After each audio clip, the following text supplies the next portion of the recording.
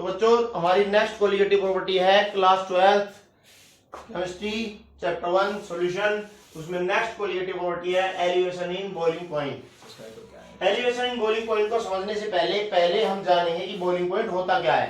तो boiling point के बारे में जानते हैं। तो बॉइलिंग पॉइंट होता है it is the temperature at which vapour pressure becomes equal to atmospheric pressure. जब वेपर्स का प्रेशर 1 atm एटमॉस्फेरिक प्रेशर होता है 1 atm के इक्वल हो जाता है, तो उस टेम्परेचर को बोलते हैं हम बॉइलिंग पॉइंट। जिस टेम्परेचर पर वेपर प्रेशर एटमॉस्फेरिक प्रेशर के इक्वल हो जाता है, ध्यान दीजिए इस बात पे, जिस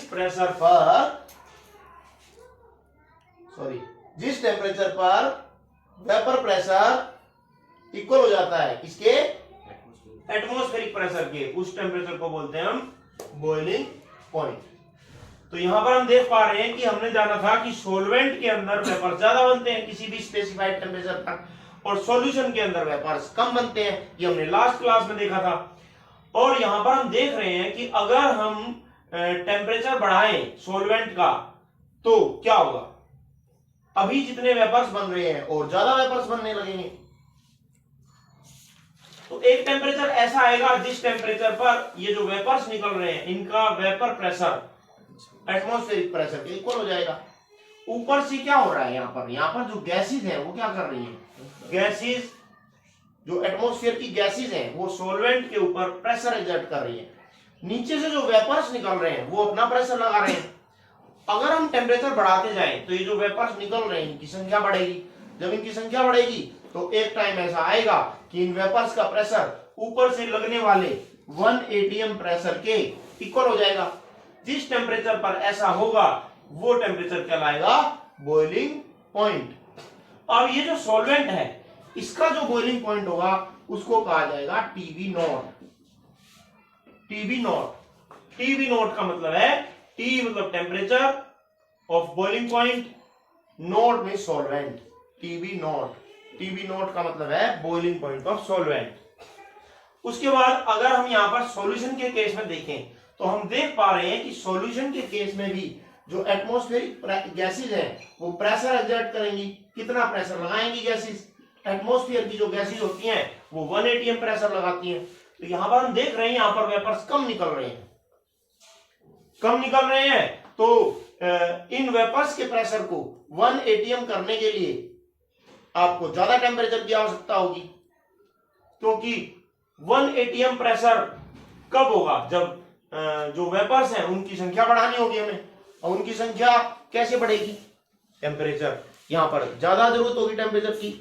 यहां पर तो ऑलरेडी पहले ही ज्यादा वेपर्स निकल रहे थे तो यहां पर टेम्परेचर की जरूरत कम थी। यहां पर वेपर्स पहले कम निकल रहे हैं तो उनके प्रेशर को 1 atm करने के लिए हमें ज्यादा टेम्परेचर की जरूरत होगी। तो यहां पर जो बॉइलिंग पॉइंट होगा सॉल्यूशन का वो कहलाएगा टीबी। यहां पर नोट नहीं लगाएंगे, सॉल्यूशन के केस में टीबी लिखते हैं, बॉइलिंग पॉइंट ऑफ सॉल्यूशन।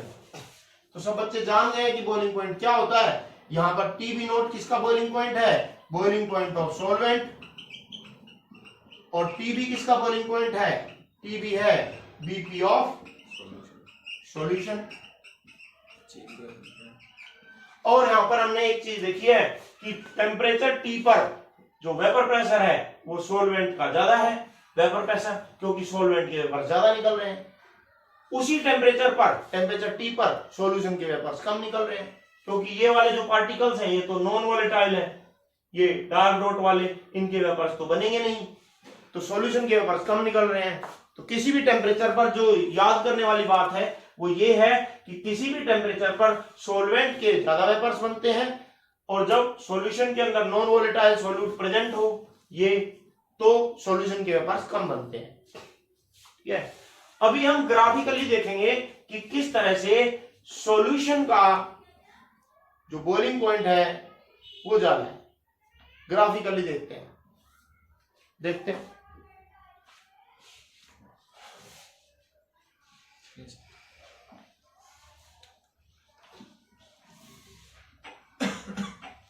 इसके लिए हम ग्राफ बनाते हैं। ये जो हमारी एक्सिस है वर्टिकल लाइन, इस पर लिखते हैं वेपर प्रेशर, और यहां लिखते हैं हम टेम्परेचर।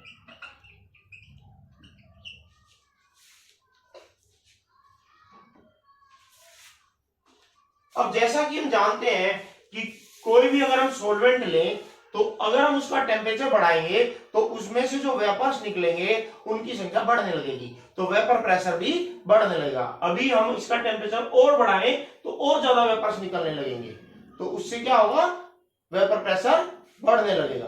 तो वेपर प्रेशर का जब ग्राफ बनाते हैं टेम्परेचर के साथ तो ग्राफ कुछ इस तरह से बनेगा। ये ग्राफ ऊपर को क्यों उठ रहा है, क्योंकि जैसे जैसे टेम्परेचर बढ़ेगा वेपर्स की संख्या बढ़ेगी, और वेपर्स की संख्या बढ़ेगी तो वेपर प्रेशर भी बढ़ेगा। तो ये ग्राफ ऊपर की तरफ ऐसे जाएगा। मान लीजिए ये वाली जो लाइन है ये 1 atm प्रेशर की लाइन है, यहां पर जो प्रेशर है वो 1 atm है, 1 atm।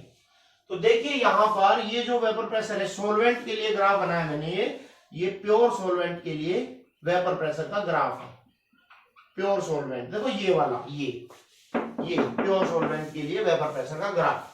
तो हम देख रहे हैं ग्राफ कहां पर टच करेगा, ऐसे करके इस पॉइंट पर टच करेगा, और इस पॉइंट के रेस्पेक्ट में टेम्परेचर कितना है, आपको मिलेगा टेम्परेचर यहां पर रेस्पेक्ट टू दिस पॉइंट, यहां पर ये जो टेम्परेचर है ये कहलाएगा बॉइलिंग पॉइंट ऑफ सॉल्वेंट। ये ग्राफ जो है ये सॉल्वेंट के लिए ग्राफ बनाए, तो इस ग्राफ के रेस्पेक्ट में जो आपको बॉइलिंग पॉइंट मिलेगा वो सॉल्वेंट का बॉइलिंग पॉइंट मिलेगा। अब नेक्स्ट चलते हैं, हम सॉल्यूशन के लिए ग्राफ बनाते हैं, वेपर प्रेशर का ग्राफ वर्सेस टेम्परेचर।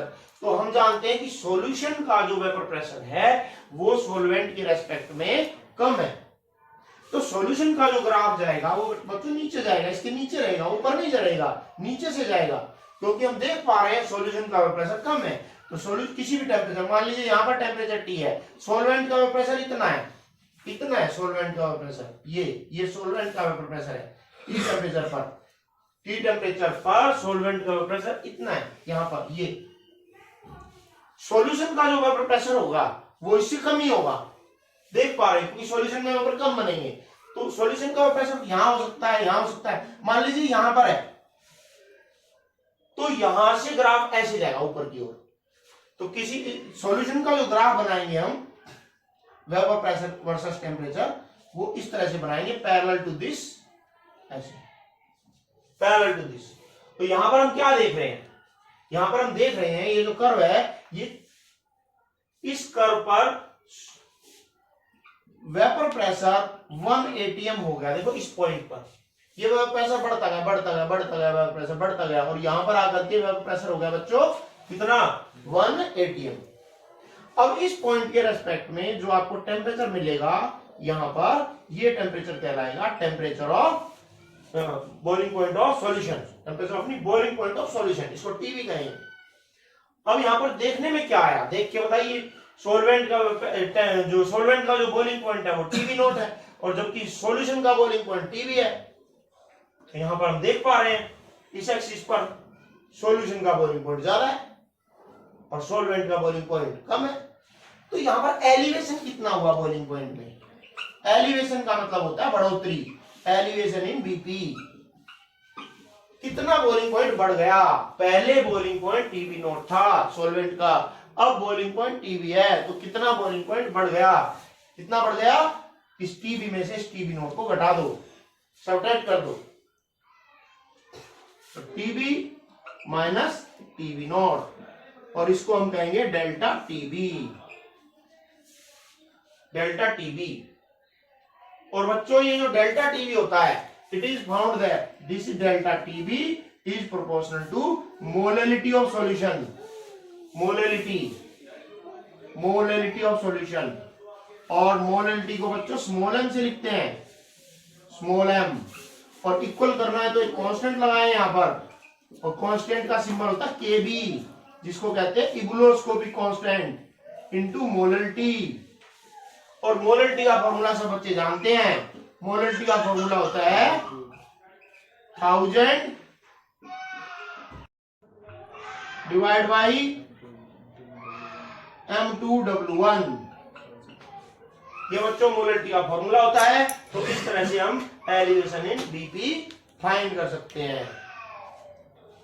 अगर हमें ये सभी टर्म्स दी हो, डेल्टा टीवी दिया हो, W2 दिया हो, W1 निकालना हो, तो यहां से हम ये M2 भी फाइंड कर सकते हैं। M2 सोल्यूट का मोलर मास होता है। ठीक, तो सभी बच्चे इसका स्क्रीनशॉट ले लें, नोट कर लें और सब्सक्राइब कर लें। अगली क्लास के बारे में जानकारी प्राप्त करने के लिए लाइक कर दें। ठीक है, ताकि आपको अगली वीडियोस मिलती रहे। ठीक है, थैंक यू। चलो कल पढ़ेंगे, कल